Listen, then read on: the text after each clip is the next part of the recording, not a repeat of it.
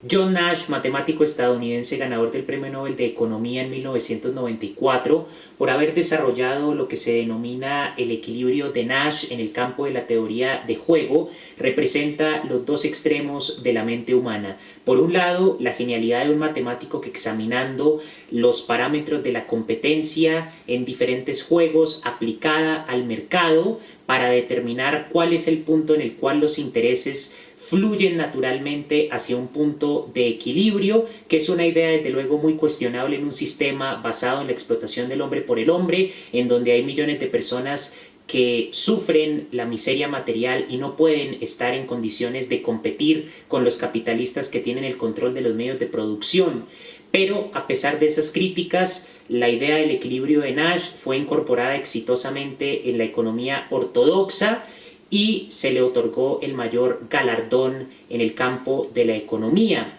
Al mismo tiempo, Nash representa el extremo de la esquizofrenia, la irracionalidad o un tipo de racionalidad marginal de la locura.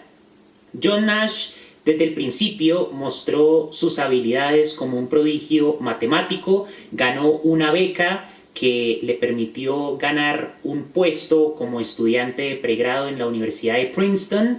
hacia mediados del siglo XX, en plena Guerra Fría, en donde se hacía un énfasis importante en el papel de los matemáticos para desarrollar nuevas tecnologías aplicadas al campo militar y de esa manera tener ventaja sobre la Unión Soviética, ya que recientemente el mundo había aprendido que la Unión Soviética era también un poder nuclear.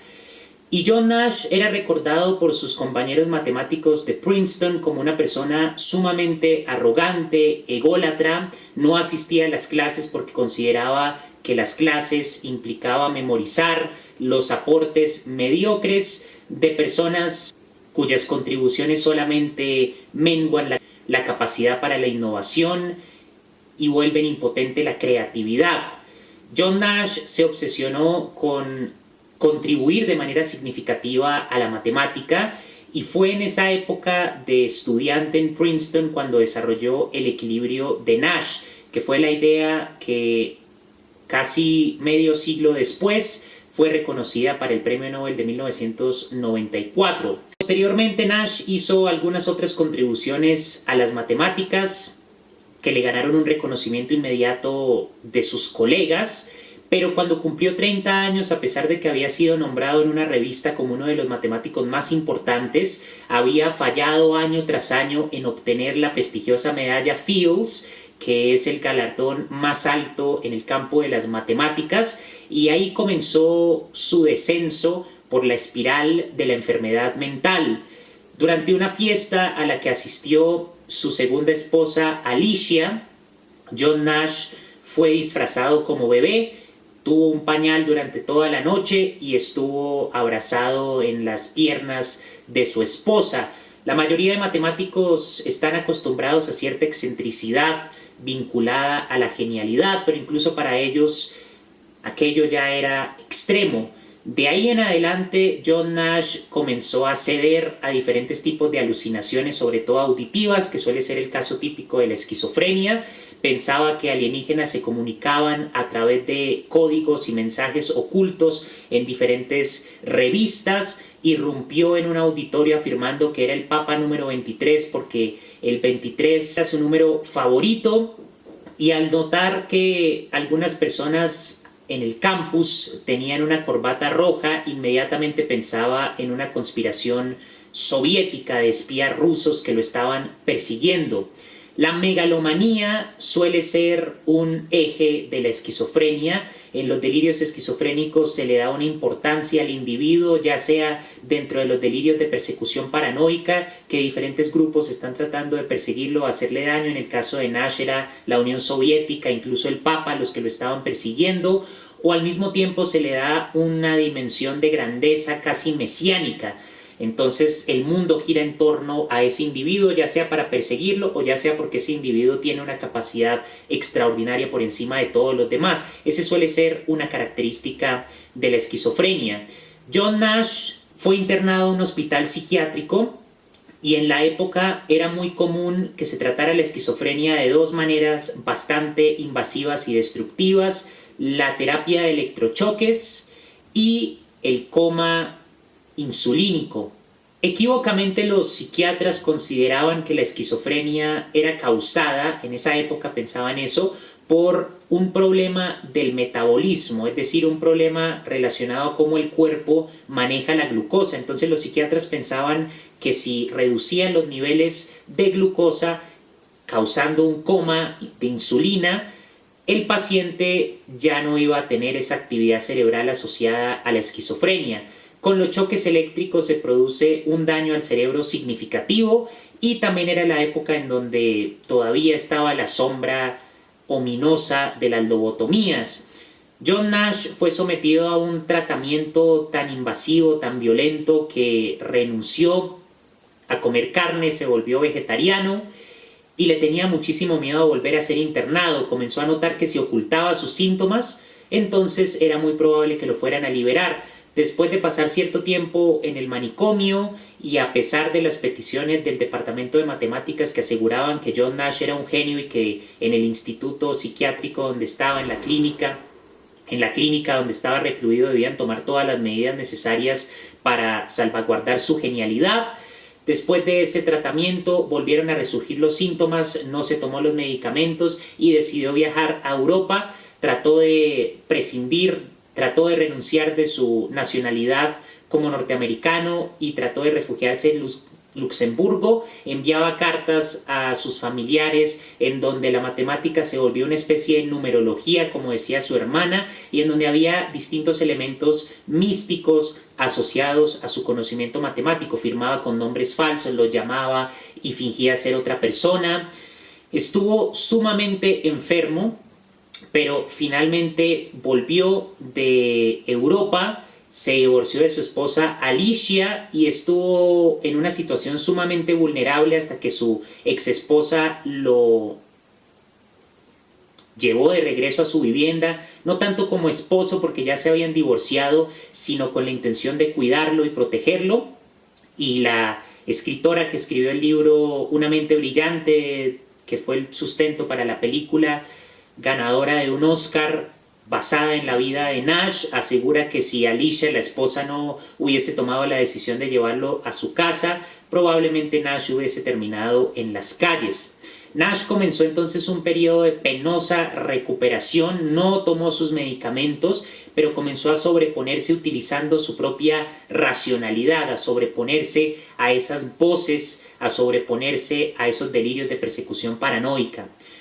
El premio Nobel se le otorgó demasiado tarde, a pesar de que ya se había reconocido en el campo de la teoría económica el valor de la teoría de juegos y del equilibrio de Nash,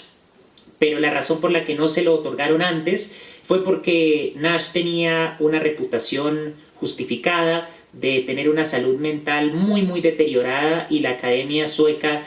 le preocupaba que se manchara la imagen del premio si Nash cometía alguna locura en plena ceremonia o si no podía manejar la presión mediática de haber sido otorgado el premio. John Nash, de todas maneras, es galardonado con el premio porque no podían desconocer su aporte a la teoría de juegos. Y en el 2015, cuando iba con su esposa Alicia rumbo a recibir un prestigioso premio llamado el Premio Abel, muere en un accidente automovilístico. 30 años después de haberse divorciado de Alicia, se vuelve a casar con ella y tuvo 2 hijos, uno de los cuales heredó la habilidad matemática de Nash y también su esquizofrenia. John Nash asegura que la experiencia de la locura fue como un sueño y la locura era como una especie de escape. No necesariamente se sufre, en palabras de Nash, en ese delirio esquizofrénico, se sufre por las consecuencias de la sociedad que actúa para recluir a la persona que sufre esa locura, comprensiblemente, porque puede llegar a ser un peligro para él o para los demás. Y el extraordinario caso de los extremos aparentemente contradictorios en los que oscilaba su mente, la genialidad de la creación matemática y la irracionalidad del delirio paranoico esquizofrénico, nos ofrece elementos muy importantes para pensar la cuestión de la psique humana, Desde una perspectiva filosófica podríamos decir en términos de Hegel que ese concepto aristotélico de la identidad, donde A contiene exclusivamente A y no A su opuesto está por fuera de ese conjunto, tiene que ser reevaluada. ¿Y qué quiero decir con esto? Pues que la cultura occidental está muy acostumbrada a pensar en dicotomías, o es negro o es blanco.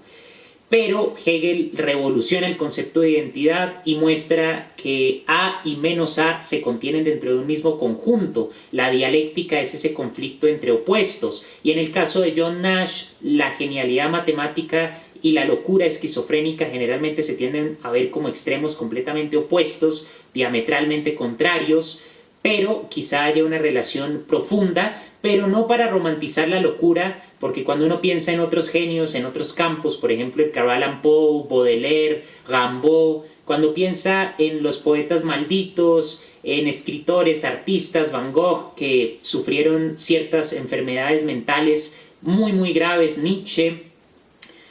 no es evidentemente coherente ni sensato sugerir que fue gracias a esos estados o durante esos estados que Nietzsche escribió Así habló Zaratustra o que Baudelaire escribió Las flores del mal. Todo lo contrario, estos genios, Edgar Allan Poe escribió sus cuentos y sus poemas cuando estaba lúcido, cuando estaba bien, pero cuando ocurren esos ataques psicóticos, esas depresiones, esos delirios de persecución, nadie puede trabajar. Ninguno de esos genios hubiese podido ni escribir, ni hubiese podido concentrarse en la matemática. El mismo John Nash no producía ningún trabajo en matemáticas mientras estaba delirando, todo lo hacía en los momentos de lucidez. Entonces no es para romantizar la locura, que es un error sumamente peligroso. La locura no hay que romantizarla. Esos estados de depresión, de disasociación con la realidad son sumamente graves, sumamente aterradores y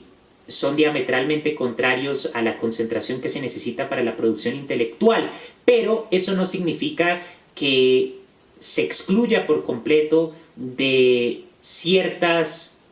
producciones del espíritu. Edgar Allan Poe tenía cierta lucidez en su literatura con relación a la muerte de mujeres hermosas, representado en cuentos como La Higia, en Berenice, por su experiencia propia de haber sufrido la muerte de la prima con la cual se casó. Las experiencias del opio y de la sífilis sin duda tuvieron que contribuir en la poesía de Baudelaire. Entonces, esa experiencia sin duda, sobre todo en el arte, sobre todo en la literatura, sobre todo en la filosofía, puede luego en un momento de lucidez procesarse a la manera dialéctica de Hegel y dar el resultado de una creación importante.